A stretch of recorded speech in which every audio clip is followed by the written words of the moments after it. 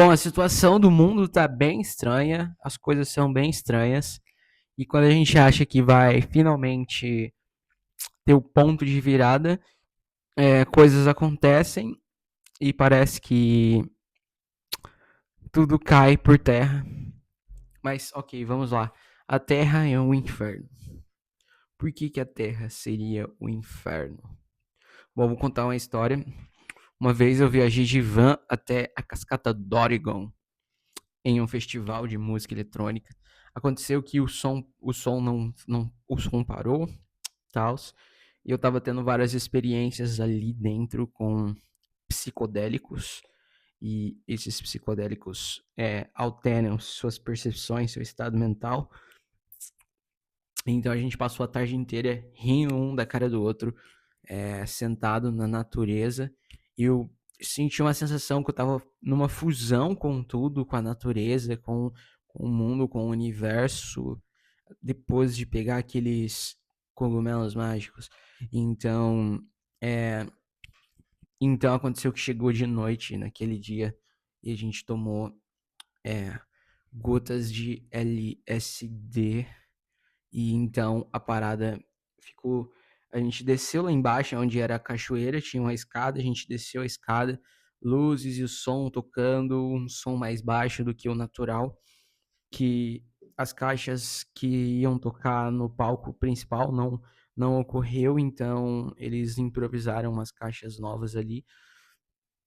Então o que aconteceu foi a gota, eu achei que não ia fazer efeito, eu subi lá em cima, voltei no Ripsador e peguei outra gota.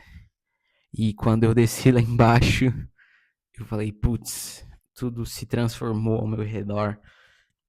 Veio o efeito todo de uma vez. E aquele efeito me deu um baque, um bug na Matrix. Que eu falei, mano, isso aqui é o inferno. Essa terra é o inferno. A gente trabalha num trabalho das 7 às 5. A gente tem que pagar contas. Às vezes o dinheiro das pessoas nem pagam contas. As pessoas vão para trabalhos como elas fazem trabalhos voluntários, elas têm missões de vida, elas buscam um sentido na vida, um propósito. Eles falam que o sentido é sentir, o sentimento que dá o sentido, né? Que a gente tem todo esse lance sensorial na vida. Mas eu tava lá, virou tudo inferno, eu comecei a chorar, achei que não tinha escapatória pra mim, porque a minha consciência começou a falar: você merece o inferno, se você continuar nesse caminho, você vai pro inferno. Você fez isso, isso, isso, isso, e você vai pro inferno. E nesse momento eu tava me relacionando com múltiplas mulheres, e tinha duas mulheres que eu gostava, que eu tava me relacionando com múltiplas delas. Então eu comecei a pensar sobre elas e falar qual das duas eu escolheria pra namorar ou sei lá, fazer um relacionamento sério. E eu comecei a chorar porque minha consciência tava cobrando tudo que eu tava fazendo. Tudo que eu fiz de errado apareceu pra mim na minha frente. Tava com meus amigos, o pessoal lá tava numa roda hippie tocando violão e eles estavam tinha umas pedras preciosas ali, aquelas pedras de hippie que eles vendem. E tinha uma Kombi, eu passava por aquele lugar e tinha um rapazinho antes de eu pegar e tomar essa parada, tinha um rapazinho andando lá perto do Ripsadu falando: você me deixou desse jeito, você me deixou desse jeito. Aí tinha tipo como que é o nome daqueles negócios lá? Uma casa assim, uma casa ali com uma escadinha. Eu subi naquela escadinha, entrei lá dentro, sentei e eu nem conhecia ninguém. Eu sentei lá dentro com os desconhecidos e bah, todo mundo rindo, parece que tava todo mundo na vibe e parecia que tudo era um inferno. Eu Aí tinha momentos que eu tinha picos e vales de sentimentos e os sentimentos eles reviravam dentro de mim, meu cérebro borbulhava falando que aqui é um inferno. A Terra é um inferno. A gente vai para trabalhos que a gente nem gosta, a gente força relacionamentos, a gente acha que desde cedo eles falam, bom, para você achar seu parceiro, parceira, você tem que se relacionar com o maior número de pessoas possível.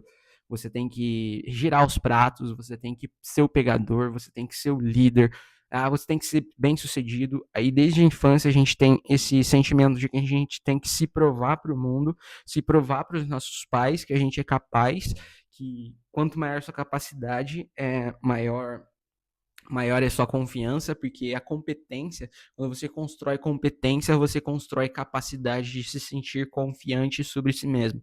A prática e tal. Então eu tava lá com aquela vontade insana de me conectar com as pessoas e uma amiga chegou em mim, tentou me dar um abraço e eu falei: não, não, não. Fiquei com medo porque todo mundo à minha volta eram demônios. Mas, bah, a vida é sempre um eterno. A vida e foi uma experiência de constante samsara e nirvana, uma conexão com o todo, uma conexão e também uma base de, assim, a base de tudo era que eu tinha que mudar meu caminho. Tinha que mudar, ajustar minha rota. Eu tinha que mudar quem eu sou, eu tinha que parar com as drogas. Então eu mudei meu caminho. Quando Jesus começou a pregar, ele falava: arrependam-se, pois o reino dos céus está próximo. E a Bíblia fala que esse mundo jaz do maligno. Aqui é um sistema da besta, é o sistema de Satanás. E a gente sabe qual é o fim dele, né? E uma vez eu li um comentário no YouTube que falava: quando Satanás te lembrar você do seu passado, lembra ele do futuro dele. Então, a rejeição, por exemplo, a gente fracassa algumas vezes, mas nunca é um fracasso. Anthony Robbins ia falar que não há fracasso, apenas feedback. É apenas uma coleta de dados. Então, o caminho, a verdade e a vida é Jesus. Eu me arrependi, tentei mudar meu caminho, orava para Deus para ele endireitar minhas veredas.